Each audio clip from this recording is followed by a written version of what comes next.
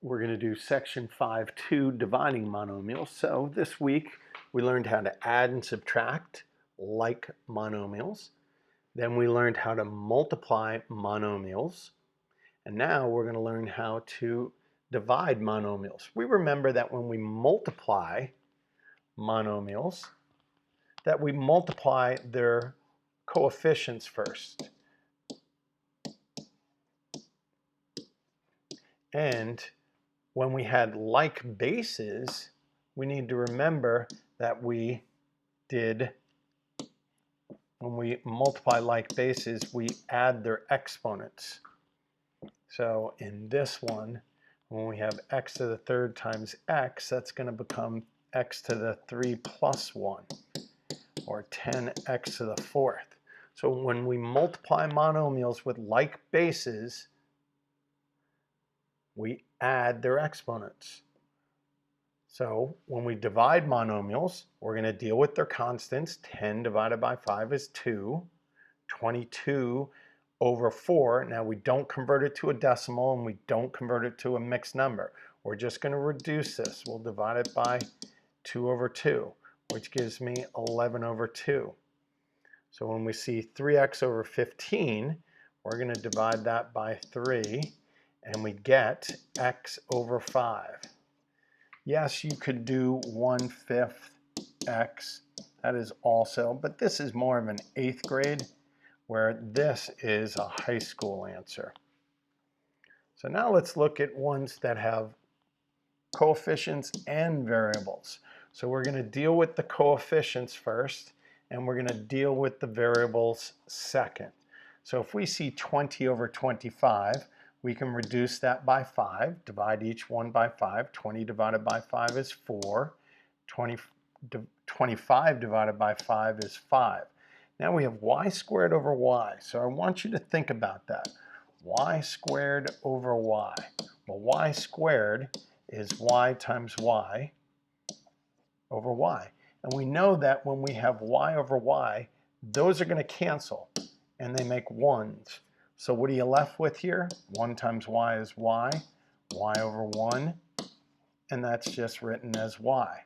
So if I have y to the 5th over y squared, let's think about this. We have y times y times y times y. We have 5 of them over 2 of them.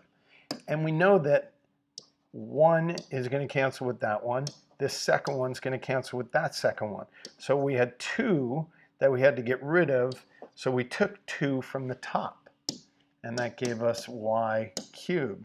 So the shortcut to that is when we have like bases and we are dividing, we are going to divide the numerator, we're going to subtract, excuse me, the numerator minus the denominator. So whenever we have a variable, we're always going to subtract the numerator minus the denominator. So even if I have y to the 8th over y to the 10th, that's going to be y to the 8 minus 10, or y to the negative 2. Let's think about that. We got a negative exponent there. What does that negative exponent represent? Well, let's look at the starting problem. We have 8 in the numerator and 10 in the denominator. So we're going to have leftover is going to be in the denominator. So hopefully you can see that that would be 1 over y squared. So 1 over y squared is the same as y to the negative 2. So that negative exponent represents things in the denominator. It doesn't represent negative numbers. It just represents that base is in the denominator. So when we have m to the negative 3, that negative, if I'm going to change the sign of that exponent, I'm going to change it from negative to positive. This takes place in the numerator, so I'm going to change. That is equivalent to 1 over m to the third. If I change the sign, I change the location of the exponent. It used to be in the numerator. That base was in the numerator. Now it's in the denominator. So let's look at this example. I'm going to change the sign of that exponent, because most math problems you need to simplify with positive exponents. So you have to convert that negative exponent. I want to convert this negative. Where's my w? It's in the denominator. So if I change the sign of that exponent from negative to positive, I have to change the location. So this becomes w to the sixth. Notice this is in the numerator now, and my sign is positive 6. So the saying is, when you change the sign of the exponent, you change the location of the base. Location meaning numerator, denominator. So wherever it is, if it's sitting in the numerator, you change the sign, it'll go into the denominator. If it's in the denominator, you change the sign, it goes up to the numerator. So let's look at a couple more of these examples. So we know that these are like bases, y to the second, y to the first. We're dividing, so we're going to subtract. And notice where that happens. It happens in the numerator. That y to the 2 minus 1. So my answer is 4y to the fifth. Remember, we wouldn't write 4y to the first. Let's look at m to the 10th over m to the 4th. We have like bases. We are dividing them, so we will subtract their exponents. We have x to the 4th over x to the 6th. That gives me x to the 4 minus 6, or x to the 2nd, and that equals 1 over x to the 2nd. So the directions in the homework typically tell you to only have positive exponents. So in this last problem, we're always going to deal with the coefficients first, and then like bases. So 33 over 11 gives me 3. P to the 4th divided by 2 is p to the 4th minus 2, and that gives me 3p to the 2nd. Let's try another hard one. Let's do this. What if I have x to the negative 6 over x to the negative 8th? Ooh.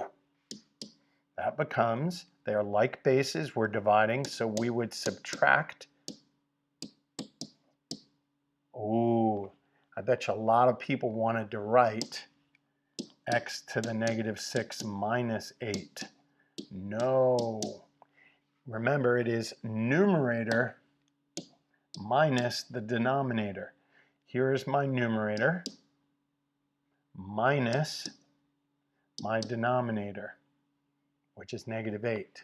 So this becomes x to the negative 6 plus 8, or x to the 2nd. Tricky question there. A lot of students will get that incorrect. All right, let's try some problem. Let's try that. Let's convert that. So I have a negative exponent. I need to convert it to addition. When I convert it, I'm going to move that base from the wherever it is, it's in the numerator, down to the denominator. So that becomes 1 over 2 to the 3rd. And then I can simplify that to 1/8. Notice this answer did not become negative. A negative exponent does not make a negative answer. It makes an answer in the denominator. So let's deal with these. Let's try them. We got the bases, 13 over 15. 30 over 15 gives me 2. N to the 11th minus 1. We have like bases. We're dividing. We will subtract their exponents. So you get 2n to the 10th. Let's deal with their coefficients first. 5 over 5. And then their like bases. So 5 over 5 equals 1. N to the 1 minus, n to the 1 minus 8, which gives me 1 to the 1 n to the negative 7th. We're going to convert that negative exponent by moving that base, it's in the numerator, becomes n to the 7th. Notice the exponent went from negative to positive, and it went from the numerator to the denominator. Let's deal with their coefficients first. 14 and 8. We have r to the 9th divided by r to the 13th. 14 over 8. 2 can be reduced. So 14 divided by 2 is 7. 8 divided by 2 is 4. And then we have r to the 9th minus 13.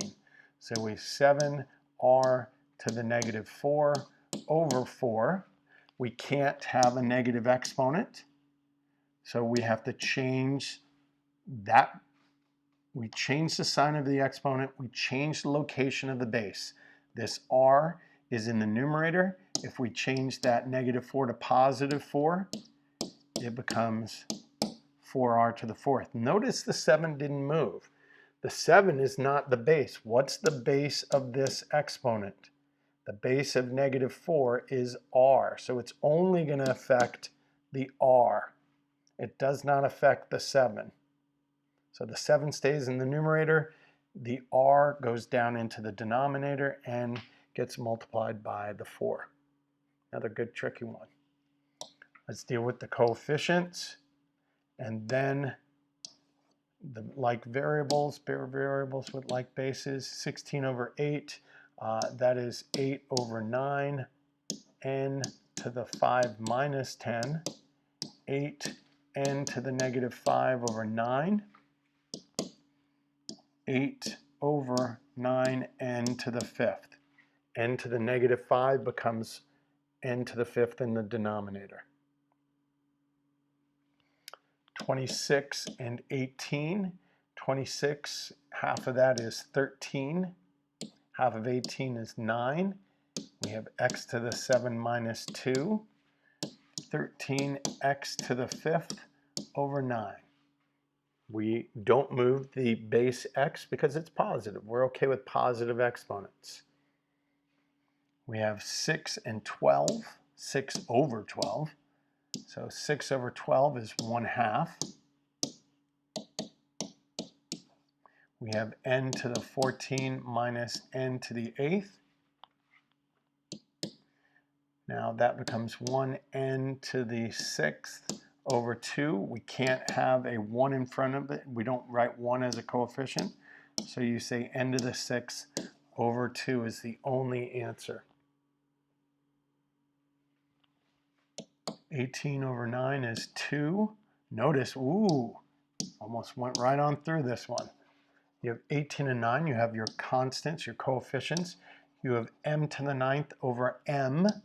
And then you have n to the 5th over n. So you're going to have multiple things here. You have m to the 9 minus 1, n to the 5 minus 1, which gives me 2m to the 8th, n to the 4th. That's a good one. So you will see problems with dual variables, multiple variables. So we have 2 and 4, 2 over 4, which gives me 1/2. We have m to the 9th that doesn't have a partner, and then you have n to the 10th and n to the 10th. Ooh, I like this one where we're going here. So 2 over 4 is 1/2, m to the 9th, n to the 10 minus 10. So we have 1m to the 9th, n to the 0 over 2. So that's going to give me m to the 9th over 2. Notice n to the 0. N to the 0 does not equal 0. No. N to the 0 equals 1. Because let's think about how I got n to the 0. We had n to the 10th over n to the 10th. What's anything over itself? What's 5 over 5 equal to? 1. What's 8 over 8 equal to? 1. What's x over x equal to? 1. What's negative 2 over negative 2 equal to? 1. So anything over itself, like n to the 10th over n to the 10th, that's going to equal 1. But remember, we had, how did we get n to the 0? Well, because we subtracted them, right? When you have n to the 10th over n to the 10th, that equals n to the 10 minus 10, or n to the 0, which equals 1. So if we go back to that answer, how did it become just m to the 9th? Because you have 1 times m to the 9th times n to the 0, which is really 1. So you have 1 times m to the 9th times 1, which just leaves you with m to the 9th over 2. Let's deal with the constants. 4 over 12, you have a to the 9th over a to the 10th.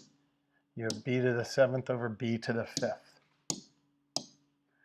That equals 1/3 a to the 9 minus 10, b to the 7 minus 5. We're going to get rid of that 1 because it doesn't do anything. So that's a to the negative 1, b to the 2nd over 3. We got to get rid of that negative 1 exponent. So we're going to change the sign from negative 1 to positive 1. We have to change the location of that base. So we get b squared over 3a. Notice it's not 3a to the first. B squared over 3a. Good problem right there. Ooh, good. Let's try that one. I don't know where that problem came out of, but 6 over 10. And then we have a to the negative 4 over negative 8. 6 over 10 is 3/5. A to the negative 4 minus negative 8. Remember, we're going to simplify that. 4 plus negative 4 plus 8 over 5. So we get 3a to the 4th over 5. Good problem there. Last one. Ooh, this is tricky. You see where the tricky part is? You have 16 over 2. Here's where it's tricky. You have y and y squared. They're not always going to be given to you in standard form. Be careful of that trickiness. So we get 8. Let's do the variable x variable first. 9 minus 10. And then you have y minus 2. So you have 8x to the negative 1, y to the negative 1. So we have to change both of those negative exponents. So you get 8 over x, y. Ooh, remember we don't write to the first power. So both of those had to go to the denominator.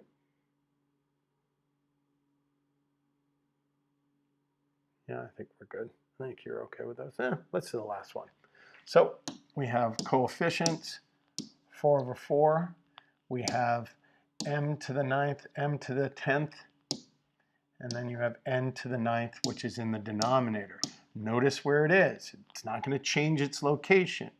So 4 over 4 is 1. M to the 9 minus 10, that takes place in the numerator. And then we had n to the 9th, which was in the denominator. It didn't have a partner, so it stays down there. This gives me m to the negative 1 over n to the 9th. Let's change that negative exponent. So it becomes 1 over m n to the 9th.